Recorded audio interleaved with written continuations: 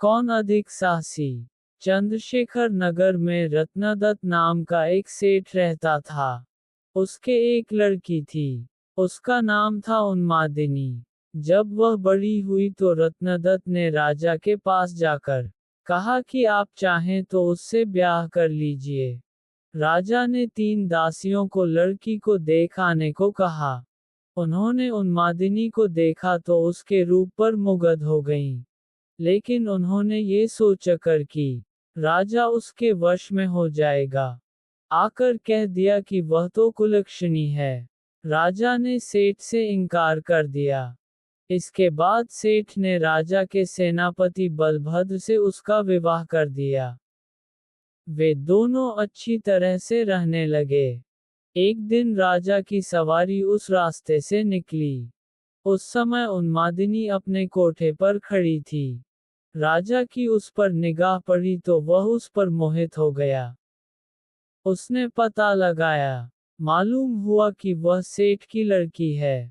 राजा ने सोचा कि हो न हो, जिन दासियों को मैंने देखने भेजा था, उन्होंने छल किया है। राजा ने उन्हें बुलाया तो उन्होंने आकर सारी बात सच सच कह दी। इतने में सेनापति वहां आ गया।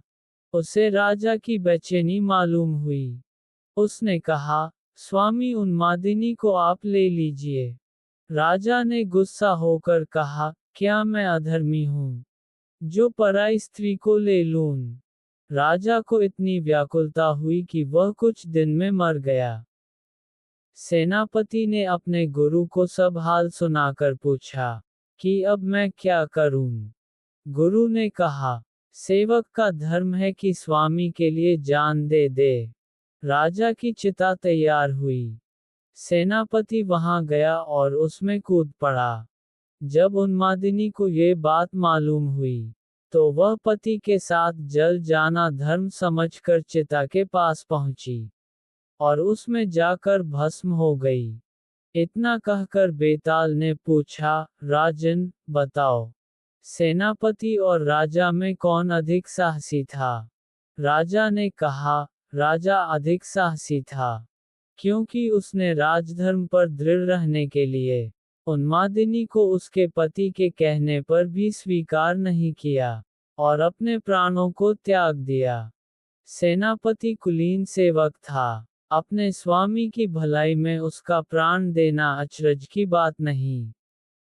असली काम तो राजा ने किया कि प्राण छोड़कर भी राजधर्म नहीं छोड़ा। राजा का यह उत्तर सुनकर बेताल फिर पेड़ पर जा लटका। राजा उसे पुनः पकड़कर लाया और तब उसने ये कहानी सुनाई। आगे की कहानी सुनने के लिए नेक्स्ट वीडियो भाग 18 देखें।